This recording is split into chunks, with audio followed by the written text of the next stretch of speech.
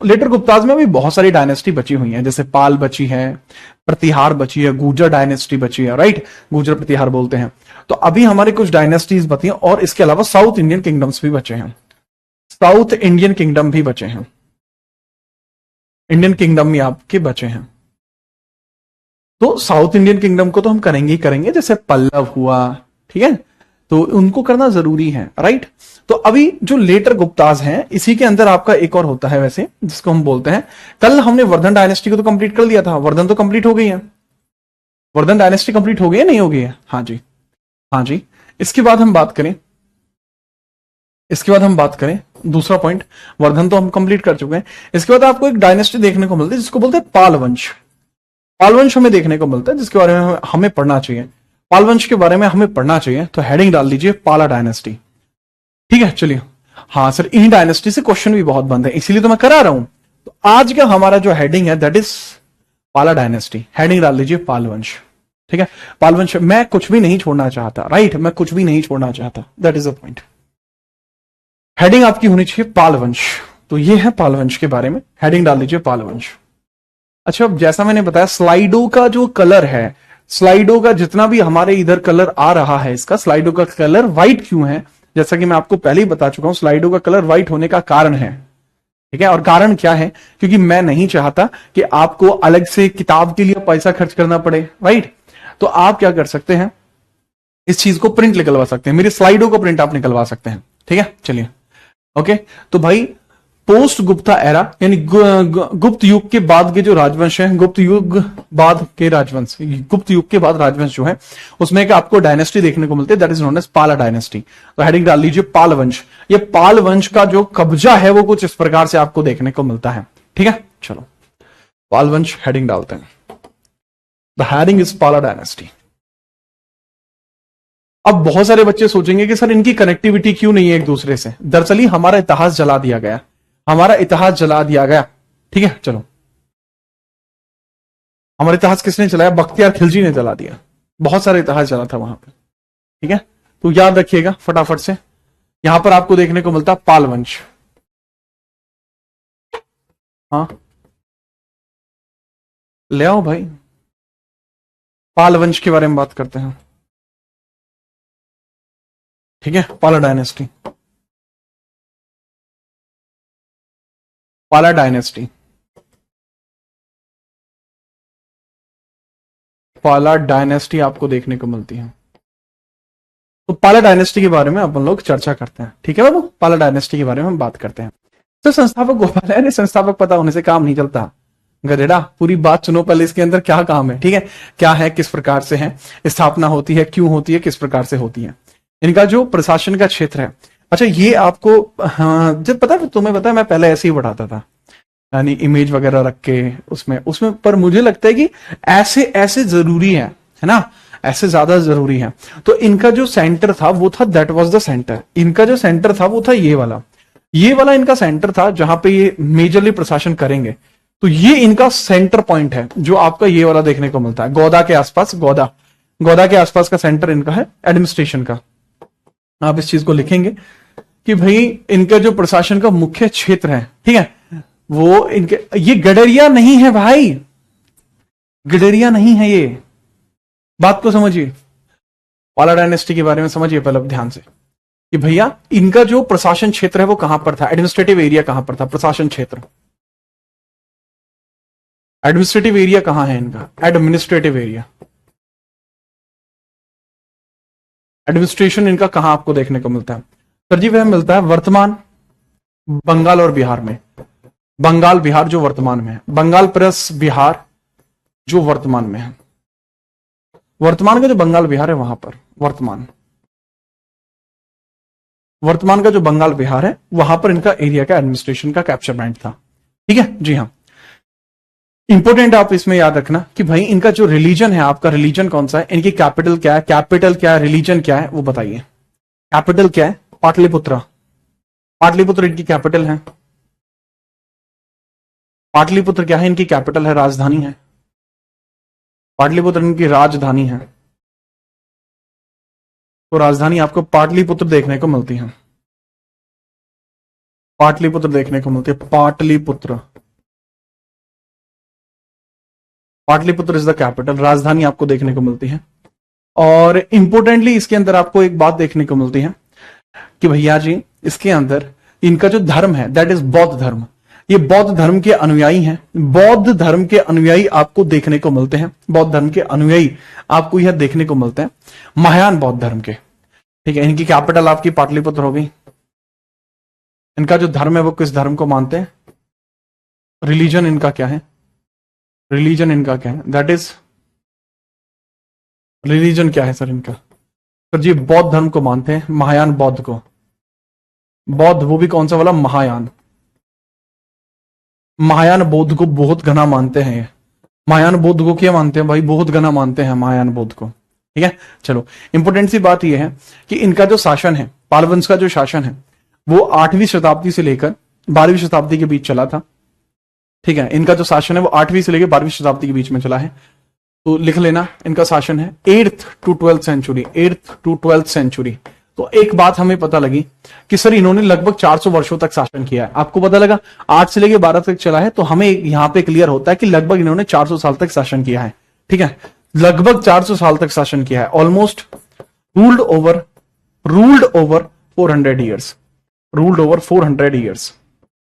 ये सवाल पेपर में आया है आपके, ये सवाल आपकी CGL के पेपर में आया है, PGL के पेपर में आया है। ठीक है, चलिए तो इन्होंने जो प्रशासन किया 400 वर्षों तक इन्होंने प्रशासन किया, 400 वर्ष तक प्रशासन, 400 वर्षों तक प्रशासन इन्होंने किया है, तक प्रशासन इन्होंने किया है, 400 वर्षों तक प्रशासन इन्होंने किया है। एडमिनिस्ट्रेशन कब तक किया बाबू, 400 वर्षों तक किया। मुझे नहीं लगता कि इसमें आपको कोई भी दिक्कत होगी, मुझे नहीं लगता कि इसमें आपको किसी प्रकार की कोई दिक्कत होगी। अब हम बात करते हैं पाल का मतलब क्या होता है, शाब्दिक अर्थ क्या है। पाल एक संस्कृत भाषा का शब्द है, पाल एक संस्कृत भाषा का शब्द है। याद रखिएगा इनकी जो भाषा है वो कौन कौन सी है सर जी, पाली, प्राकृत और संस्कृत। इसमें जो भाषा प्रयोग में लाई जाएगी पाली, प्राकृत और संस्कृत होगी भाषा।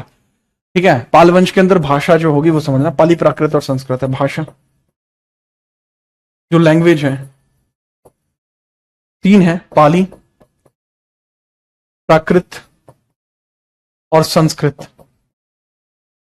ये 3 भाषाएं आपको इधर देखने को मिल जाएंगी। एक बड़ा सवाल आता है कि सर जी इसका मतलब क्या, what is the meaning of that term. ठीक है, जैसे ठीक है, जैसे शब्द की बात करता हूं, जो पाल शब्द है, पाल शब्द, जो पाल शब्द है इसकी बात कर रहा हूं, पाल शब्द है, पाल शब्द, इसका शाब्दिक अर्थ की बात करते हैं। इसका शाब्दिक अर्थ क्या है, इसका शाब्दिक अर्थ क्या है, तो शाब्दिक अर्थ है पालनहारा, पालने वाला। पालने वाला शाब्दिक अर्थ है, या रक्षक आप इसे कह सकते हैं, रक्षक, रक्षक आप इसे कह सकते हैं। ठीक है, इसका मतलब होता है पालनहारा या रक्षक, पालनहारा, पालनहारा कह सकते हैं आप, पालनहारा। ठीक है, पालनहारा आप कह सकते हैं। पैट्रोनेजर, पैट्रोनेजर आप लिख सकते हैं, पैट्रोनेज। पैट्रोनेज का मतलब ये होता है कि पालनहार कर रहा है कोई किसी का, तो that is known as patronage. अबे लाल बाल पाल नहीं है रे, मॉडर्न में पहुंच जाते हो तुम। पैट्रोनेज करना यानी किसी का पालन करना, किसी को संरक्षण देना। ठीक है, और इन्हीं को रक्षक भी कहा जाता है संस्कृत लैंग्वेज में, संस्कृत लैंग्वेज में बोलते हैं इसको रक्षक, संस्कृत में इसको बोलते हैं रक्षक। संस्कृत में क्या बोलते हैं भाई, संस्कृत भाषा में इसको बोलते हैं रक्षक। ये चीज हमें यहां पे पढ़नी है। ठीक है, अब पूछा जाएगा कि इस वंश का संस्थापक कौन है, फटाफट बताइए। अब आपसे पूछा जाएगा इस वंश का संस्थापक आपका कौन देखने को मिलता है, फटाफट बताइए बिना परेशानी के।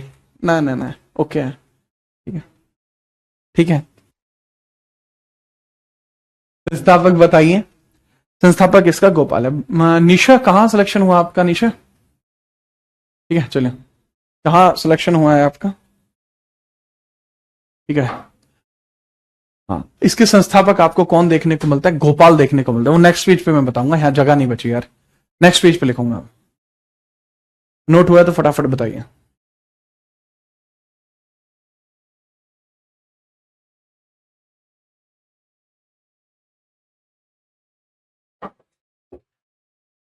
ठीक है, चलो गोपू, हाँ गोपू ने इसकी स्थापना करी थी। बढ़िया, तुम्हारी गैल खेले कर ना, कंचे खेले ना भाई तेरी गैल, हाँ बढ़िया।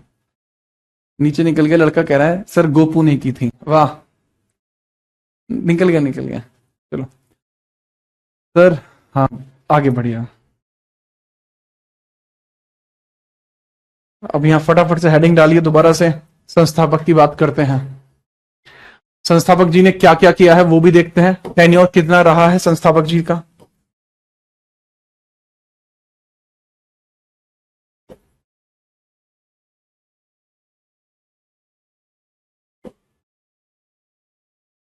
चलो भाई, अब पाल वंश के सबसे पहले पूछा जाएगा कि भाई संस्थापक कौन है।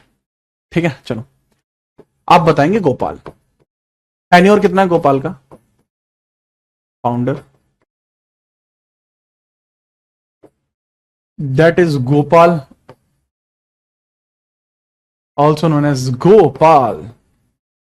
गोपाला, गोपाला क्या जो टेन्योर है 750 से लेके 770 सीई तक, कॉमन एरा 50 से लेके 70 सीई। ठीक है, चलिए बढ़िया। अब ये आपको याद रखना है कि भाई एक तो इसके बारे में ये पता होगा संस्थापक था, ज्यादा इसके बारे में कोई इतना दिमाग लगाना नहीं है। बस आपको ये पता होना चाहिए कि भाई ये संस्थापक था, इसने ही अपनी कैपिटल बनाया था इसको। ठीक है, याद रखना। ठीक है, कैपिटल बनाया था। क्लियर है? ठीक है, कोई दिक्कत है नहीं, कम से कम आपको ये पता है। इसके अलावा आपको देखने को मिलेगा कि ये बुद्ध धर्म का ही, जैसे ये किस धर्म का अनुयायी था? बौद्ध धर्म का अनुयायी था। बौद्ध धर्म अनुयायी था, अनुयायी था। इसी ने अपनी राजधानी किसको बनाया था? राजधानी पाटलिपुत्र को बनाया। इसी ने अपनी राजधानी पाटलिपुत्र को बनाया। राजधानी पाटलिपुत्र को बनाया। यही है जो अपनी राजधानी पाटलिपुत्र को बनाता है। एंड इंपॉर्टेंट बात यह भी है कि ओदंतपुरी में मठ की स्थापना इसी ने करी थी। ठीक है, ओदंतपुरी में मठ की स्थापना, ओदंतपुरी में मठ स्थापना इसी ने करी है। मठ की स्थापना इसी ने की है, इसी ने की थी। ओदंतपुरी में मठ की स्थापना इसी ने करी थी। तो आप इसको लिख लेना, कैसे कैसे आपको लिखना है। Follower of Buddhism,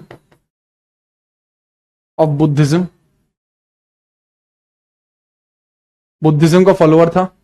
made capital at Pataliputra, made capital at Pataliputra, ठीक है। और ओदंतपुरी में मठ की स्थापना, make monastery at Odantapuri, made monastery at Odantapuri,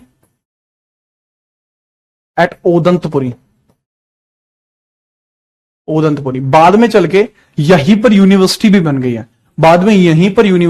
गई है, ठीक है, चलो याद रखना। ओके, इसके बाद जो अगला फाउंडर इसके अंदर आपको देखने को मिलता है, जो अगला व्यक्ति इस गद्दी पर बैठा वो है धर्मपाल। नेक्स्ट पर्सन आपको देखने को मिलता है धर्मपाल। अगला रूलर आपको देखने को मिलेगा धर्मपाल, वो थोड़ा मजबूत आदमी है। अगला शासक आपको देखने को मिलता है धर्मपाल जी आपको देखने को मिलते हैं। अगले शासक आपको देखने को मिलते हैं धर्मपाल जी की हम बात करते हैं। अच्छा खासा हिसाब किताब है धर्मपाल जी का। 40 साल राज किया है, 770 से लेकर 810, 770 से लेकर 810 एडी, 810 एडी। ठीक है, 770 से लेकर 810 एडी यहां पर हम देख रहे हैं। क्लियर है जी? हाँ। तो फिर इसके बारे में बात करते हैं, इंपॉर्टेंट सी बात हम बताते हैं। ठीक है, किसके बारे में? धर्मपाल के बारे में। परम सौगात और उत्तरापथ स्वामी, ये उपाधि है इसकी, परम सौगात और उत्तरापथ स्वामी। ठीक है, तो आप लिख लेंगे कि भैया जो नेक्स्ट रूलर है दैट इज धर्मपाल। परम सौगात और उत्तरापथ स्वामी इनकी उपाधियां हैं। परम सौगात एंड उत्तरापथ स्वामी, परम सौगात and Uttarapath Swami.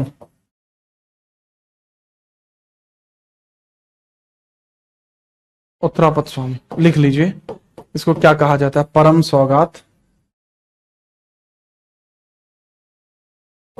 And Uttara पथ स्वामी, पथ स्वामी, ये आपको देखने को मिलता है। परम सौगात और उत्तरा पथ स्वामी इनको कहा जाता है, इनको कहा जाता है परम सौगात और उत्तरा पथ स्वामी। ठीक है, याद रखना। विक्रमशिला की जो है, विक्रमशिला सोमपुरी विहार या विक्रमशिला यूनिवर्सिटी की स्थापना इन्होंने ही की है। विक्रमशिला यूनिवर्सिटी की स्थापना इन्होंने ही की है। ठीक है, विक्रमशिला की स्थापना इन्होंने की है। टेन्योर थोड़ा सा याद रखना, हल्का हल्का। विक्रमशिला यूनिवर्सिटी, विक्रमशिला यूनिवर्सिटी कहां देखने को मिलती है? विक्रमशिला विश्वविद्यालय बिहार में है, विद्यालय जो कि बिहार में देखने को मिलता है, इन्होंने ही बनवाया था। जो कि बिहार में देखने को मिलता है, इन्होंने ही बनवाया था। ठीक है, विक्रमशिला।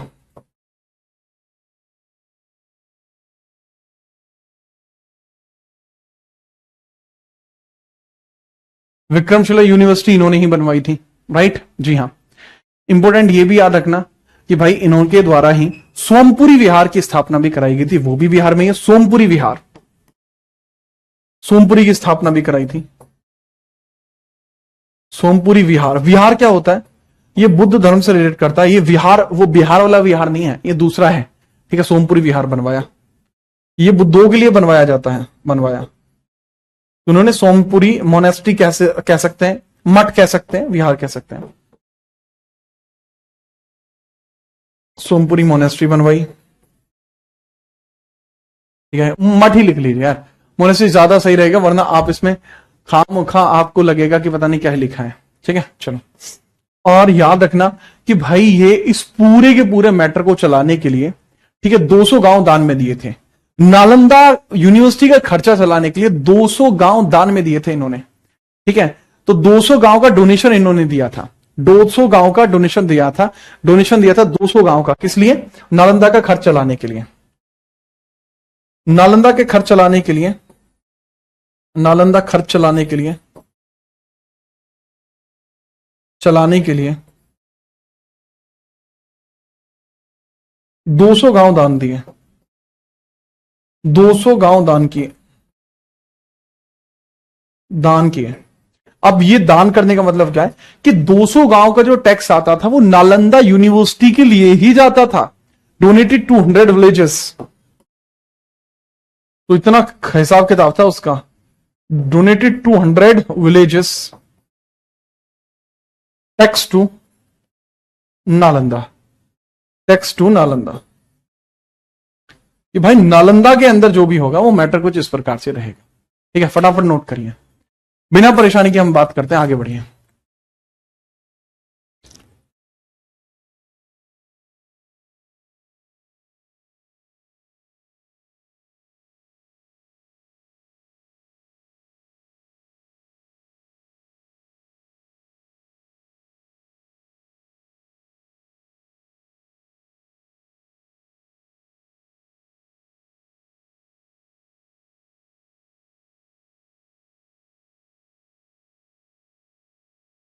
लिखा आपने?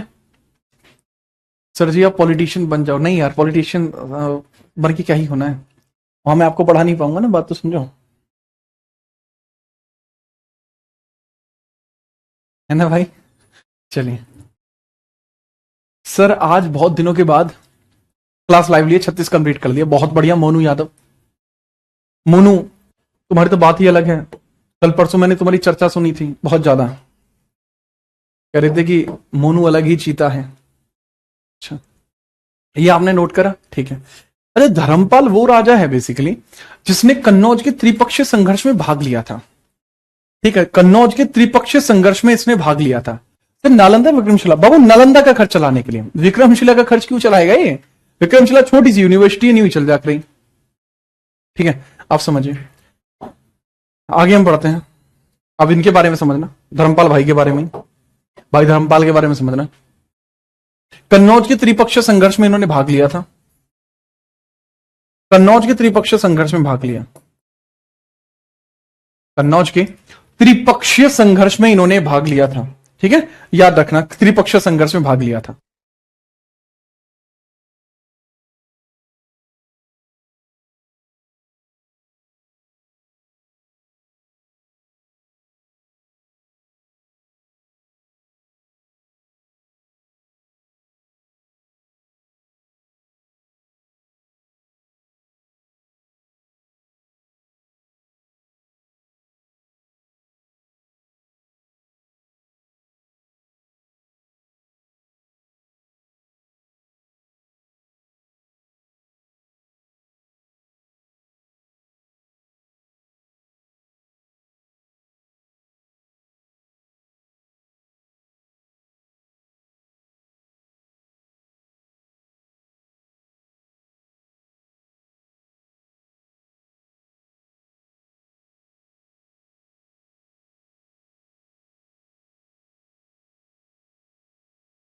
जो कन्नौज का त्रिपक्षीय संघर्ष आपका हुआ था, ट्राई पार्टी स्ट्रगल, ठीक है, वहां पर आपको देखने को मिलेगा। कन्नौज के त्रिपक्षीय संघर्ष में भाग लिया था इन्होंने, त्रिपक्षीय संघर्ष में भाग लिया,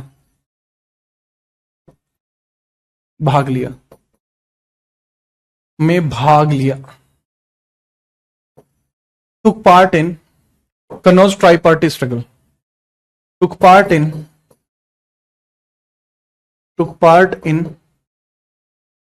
ठीक है, कन्नौज ट्राई पार्टी स्ट्रगल,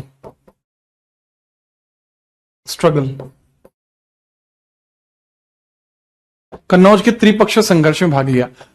अब बहुत सारे बच्चों के दिमाग में होगा कि एक त्रिपक्षीय संघर्ष क्या है। ठीक है, चलिए बाबू, कन्नौज के त्रिपक्षीय संघर्ष को मैं तब बताऊंगा जब पहले मैं इसको पढ़ा दूंगा, देन फिर मैं आपको पाल डायनेस्टी के बाद में राष्ट्रकूट को पढ़ा दूंगा। जब गुर्जर प्रतिहार बता रहा हूं तब मैं इसके बारे में चेक करूंगा, ठीक है, क्योंकि बाबू ये अलग से बताना पड़ता है, क्योंकि इसके लिए बहुत सारी कहानी आपको बतानी पड़ेगी। ठीक है, याद रखना। परम भट्टारक किसका नाम था? इन्हीं का नाम परम भट्टारक भी था। एक बच्चा पूछा परम भट्टारक किसका नाम था, इन्हीं का नाम परम भट्टारक भी है। इनको परम भट्टारक के नाम से भी जाना जा सकता है, परम भट्टारक। इनको परम भट्टारक के नाम से भी जाना जाता था। ये इन्हीं के बारे में कंप्लीट डिटेल है बस। परम भट्टारक, इनके बारे में पूरी डिटेल है। परम भट्टारक, परम भट्टारक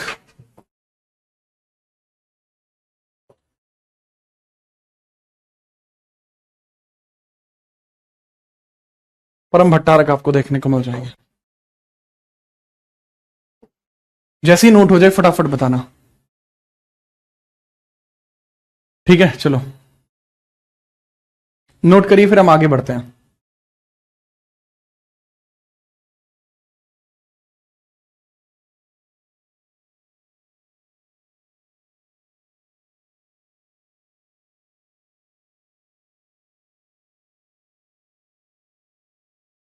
असम का पुराना नाम क्या है? कामरूप।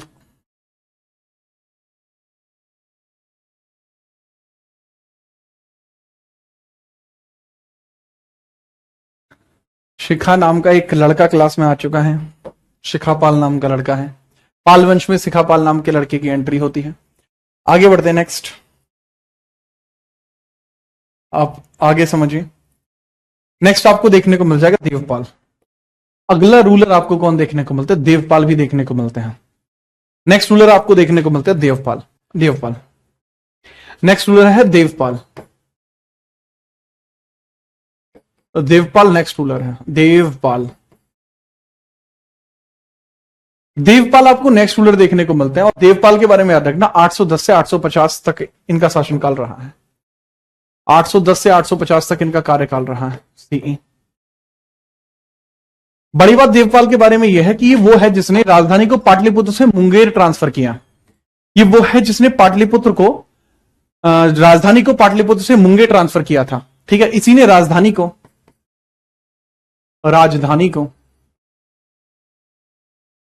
पाटलिपुत्र से मुंगेर ट्रांसफर किया,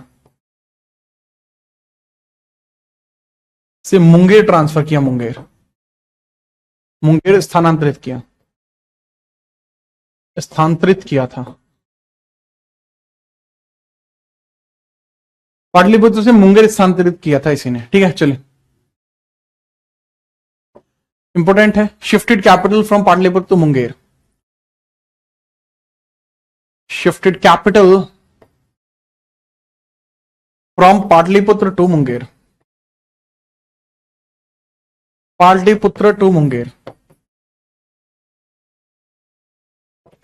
Patliputra to Munger। ठीक है, चलिए इंपॉर्टेंट बात इनके बारे में यह है कि इन्होंने असम,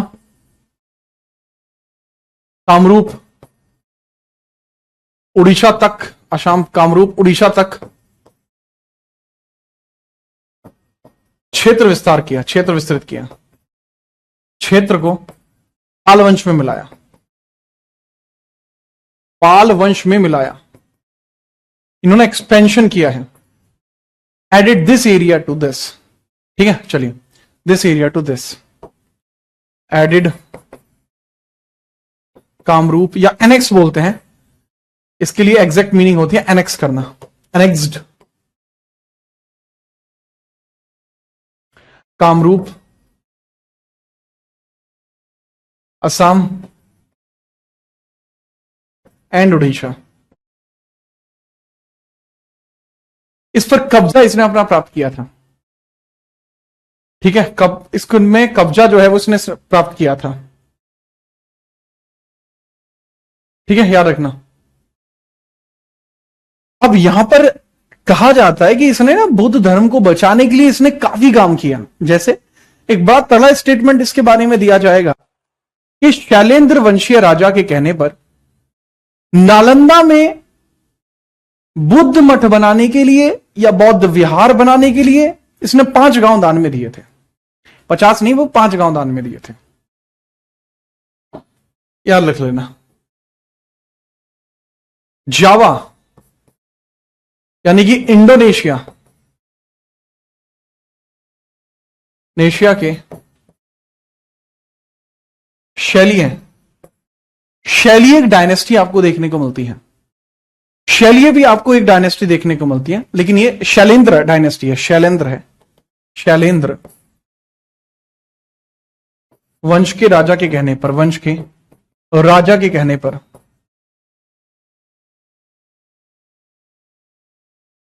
कहने पर 5 राजा इसने, 5 गांव इसने दान में दिए थे। ठीक है, चलिए। बहुत चीजें उस किताब में मिसप्रिंट है। क्या वो एक, यार वो किताब आउटडेटेड है। मैंने आपको बताया कि बढ़िया है किताब, मैं किताब की बुराई नहीं कर रहा उस किताब की। ठीक है, जो ब्लू किताब है जीएस की, मैं बुराई नहीं कर रहा, अच्छी किताब है, ओके दैट्स गुड। लेकिन उससे अधिक भी पढ़ना होता है आपको। ठीक है, आप खुद सोचो, वो बच्चे बच्चे को रटी पड़ी है वो किताब। और आजकल मुझे अजीब उन टीचर को देख के लगता है कि जो उस किताब को एक्सप्लेन करा रहे हैं। ठीक है, कितना कितना अजीब है। जीएस का टीचर होने के बाद भी जब आप इस प्रकार की किताबों को सॉल्व कराते हो तो वो क्या दर्शाता है? आपकी क्षमताएं कहां गई? फिर आपने वही किताब पढ़ी और किताबों पर रिसर्च ही नहीं है आपकी, तो it must not be done, right. तो शैलेंद्र वंश के जो राजा हैं, इनके कहने पर इन्होंने क्या किया है, बौद्ध मठों को बौद्ध मठ बनाने के लिए 5 गांव दान दिए थे। गांव दान दिए। ठीक है, 5 गांव दान दिए। नोट करिए, नोट करिए फटाफट से। तुषार, किसको कह रहे हो आप?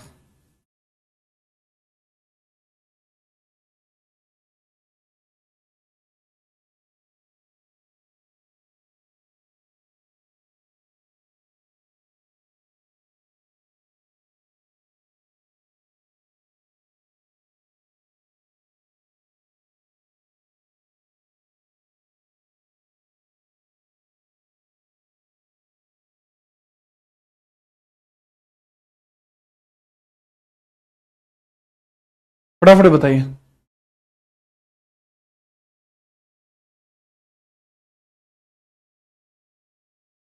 ठीक है, याद रखिए। तो कई बार पूछ लेते कि भाई शैलेंद्र वंश का राजा क्या नाम था? बलपुत्र देव नाम था उनका। बलपुत्र देव राजा का नाम क्या था? बलपुत्र देव। कौन राजा का नाम क्या था? बलपुत्र देव। बलपुत्र देव, बलपुत्र देव, बलपुत्र देव आपको देखने को मिल जाएंगे। बलपुत्र देव देखने को मिल जाएंगे। ठीक है, चलिए, right, that is very good. मुझे नहीं लगता कि कोई इशू यहां तक होगा। बढ़िया तरीके से आप इसको नोट कर पाए होंगे, बढ़िया तरीके से आप इसको नोट कर पाए होंगे। ठीक है, चलो, कोई समस्या नहीं होगी।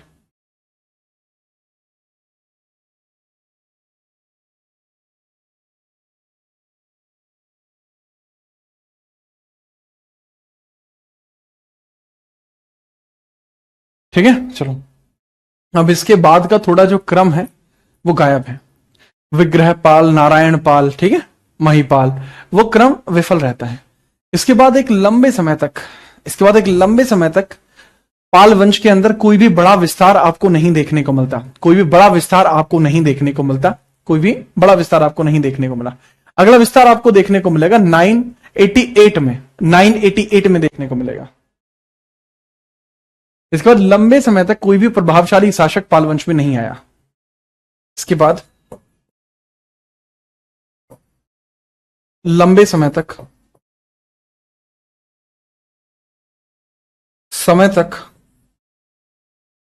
कोई प्रभावशाली शासक नहीं आया, कोई प्रभावशाली शासक नहीं आया, शासक नहीं आया, नहीं आया। बट 988 एडी में एक रूलर आता है, ठीक है। No important ruler for long time, important ruler for long time, long time. यहां पे एक रूलर आपको देखने को मिलता है, 988 में आता है। अब यहां पे एक रूलर देखने को मिलता है 988 एडी में आता है। रूलर आपको देखने को मिलता है 988 एडी में, जिसका नाम है महिपाल फर्स्ट। ये थोड़ा बाकी रूलर्स के मुकाबले थोड़ा अलग है, महिपाल फर्स्ट, महिपाल प्रथम। तो हम महिपाल प्रथम के बारे में चर्चा करेंगे। हेडिंग डाल लीजिए महिपाल प्रथम के बारे में, हेडिंग डाल लीजिए महिपाल प्रथम के बारे में।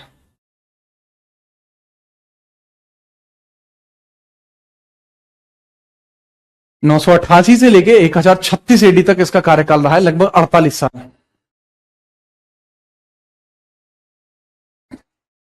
ठीक है,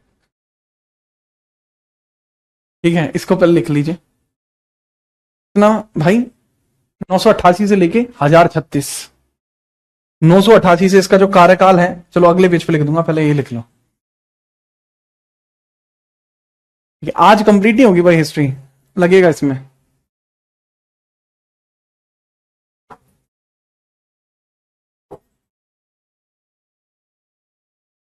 नाम क्या है भाई? नाम है वही अपना, क्या बोला, महिपाल पहला। महिपाल है भाई सब, महिपाल पहला। जैसे मैंने बताया 988 से 1036 कार्यकाल है, 988 से लेकर 1036 एडी। एडी को सी लिखो यार, ज्यादा बढ़िया लगेगा, सीई। तो लिख लीजिए महिपाल प्रथम, महिपाल प्रथम। तो महिपाल प्रथम के बारे में आप बताएं, महिपाल प्रथम के बारे में क्या कुछ आपको देखने को मिलता है।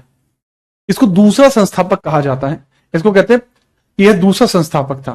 ठीक है, चलिए। तो इसका इंपॉर्टेंट बात क्या है? इंपॉर्टेंट बात है कि भाई तिब्बत में भी बुद्ध धर्म का प्रचार अगर किसी को जाता है वो श्रेय, तो वो इसी को जाता है। इस चीज को लिखिए, जो चीज बोल रहा हूं इस चीज को लिखिए।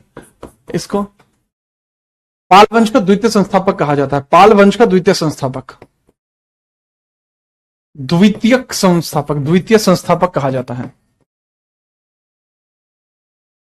कहा जाता है।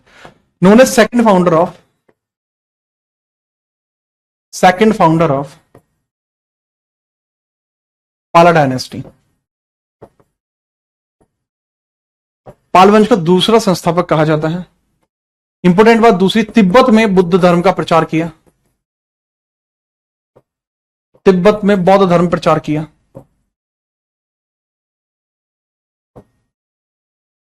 ठीक है, promote the Buddhism in Tibet, promote the Buddhism in, promote the Buddhism इन तिब्बत, याद रखना। कैप्चर्ड वाराणसी, वाराणसी पर भी कैप्चर किया था इसने, ही कैप्चर्ड वाराणसी। अरबों से क्या इनका सामना हुआ था? प्रारंभिक तौर पर अरबों का कोई सामना इनसे नहीं हुआ। स्थिरपाल और वसंतपाल इसके दो भाई हैं, इसके दो भाई हैं, स्थिरपाल और वसंतपाल।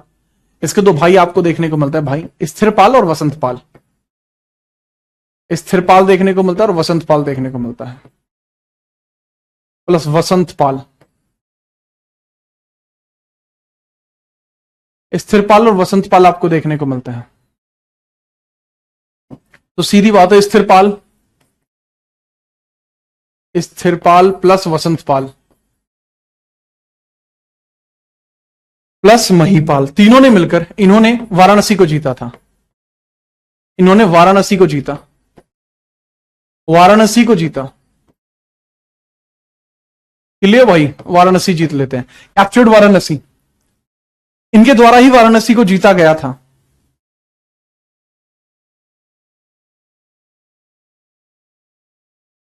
राजेंद्र चोल ने इसको हराया, राजेंद्र चोल ने इसको हराया था, राजेंद्र चोल ने इसको हराया है। लिखिए, डिफीटेड बाय राजेंद्र चोला, चोल वंश के राजा हैं, ठीक है। डिफीटेड बाय राजेंद्र चोला,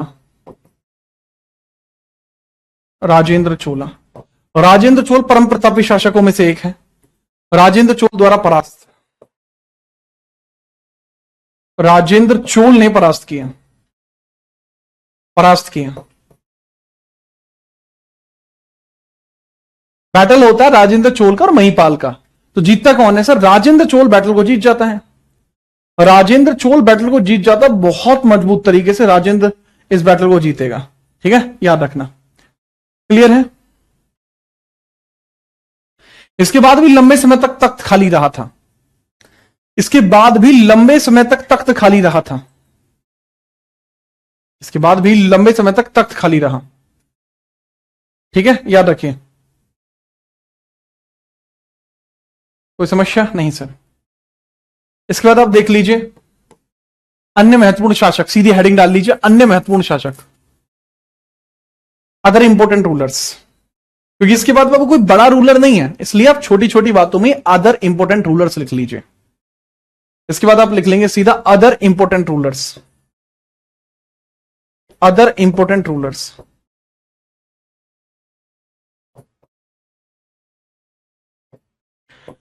और हम राजेंद्र चोला के बारे में चोल वंश में पढ़ेंगे, बड़े लेवल पर पढ़ेंगे।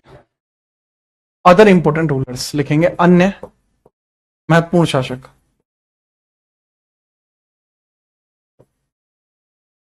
जैसे पहला एक शासक हमें देखने को मिलता है महिपाल सेकंड, महिपाल द्वितीय। ये भी कोई उत्ती के नहीं उछाल पाया कि हाँ इसने कोई बड़ा काम करा हो, नहीं, कोई बड़ा काम नहीं किया। इसके बाद रामपाल, रामपाल, रामपाल है, ठीक है, याद रखना, रामपाल आपको देखने को मिलेगा। देन मदनपाल और गोविंदपाल, इनके बाद रामपाल, मदनपाल और गोविंदपाल, मदनपाल और गोविंदपाल, गोविंदपाल, और यहीं पे वंश खत्म हो जाएगा। पूछा जाता है कि महिपाल को मैंने क्यों लिखवाया, इंपोर्टेंट बात क्या महिपाल के बारे में, आप खुद सोच के देखो महिपाल के बारे में क्या इंपोर्टेंट बात होगी। दरअसल बात ये थी कि यहां पर जो महिपाल आपको देखने को मिलता है, ये वो है जिसको केवर्त जनजाति ने हराया था। केवर्त जनजाति आपके इसके समय में देखने को मिलेगी, उसी ने इसको हराया। किल्ड बाय केवर्त जनजाति, किल्ड बाय केवर्त जनजाति, केवर्त जनजाति, केवर्त जनजाति द्वारा हत्या करी गई है इसकी, केवर्त जनजाति, केवर्त ट्राइब।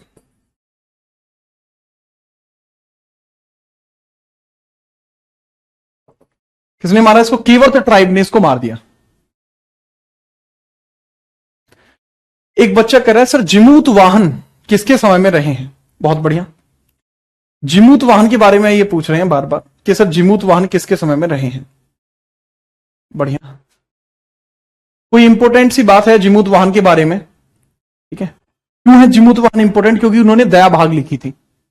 जिमूत वाहन महिपाल फर्स्ट के दरबारी थे, महिपाल फर्स्ट के जो दरबारी थे वो जिमूत वाहन थे। इनके एक दरबारी कवि हुआ करते थे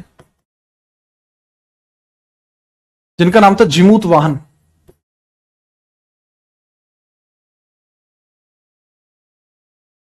जिमूत वाहन, वाहन। तो पूछा जाता है जिमूत वाहन का लेख क्या है? सर दया भाग, दया भाग, दया भाग आपको देखने को मिल जाएगा, दया भाग इनकी बुक है, दया भाग बुक इन्होंने लिखी है। रामपाल के दरबार में भी एक दरबारी हुआ करते थे, संध्याकर नंदी। इनके एक दरबारी थे संध्याकर नंदी, रामपाल के दरबारी थे संध्याकर नंदी। इन्होंने एक किताब लिखी है रामपाल चरित्र। संध्याकर नंदी ने एक किताब लिखी है रामपाल चरित्र। इनकी एक बुक है रामपाल चरित्र। रामपाल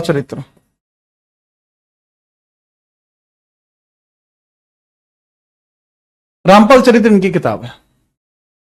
सर नेपाल भी थे, हाँ नेपाल भी थे। ऐसे तो मैंने बोला कि बहुत सारे थे। नयापाल बोलते हैं, नेपाल नहीं बोलते, नयापाल बोलते हैं। ये फटाफट बताइए बिना परेशानी के, ठीक है। मुझे नहीं लगता कि कोई समस्या होगी, मुझे नहीं लगता कि कोई समस्या आपको होगी।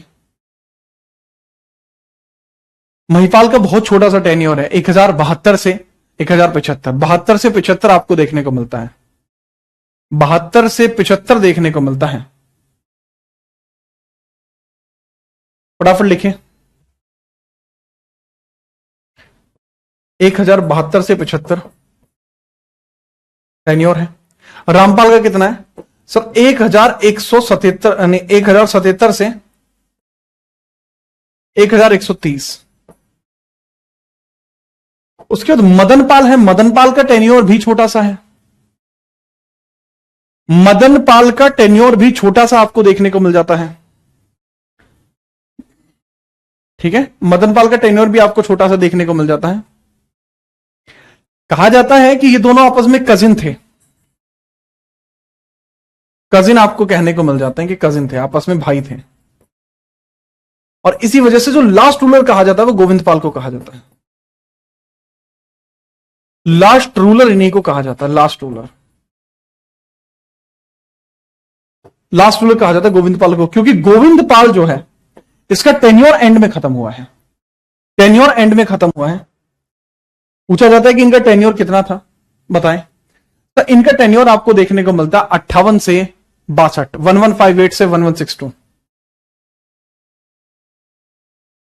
इनके टेन्योर फिक्स नहीं है, निर्धारित नहीं है, समय निर्धारित नहीं है। निर्धारित नहीं है।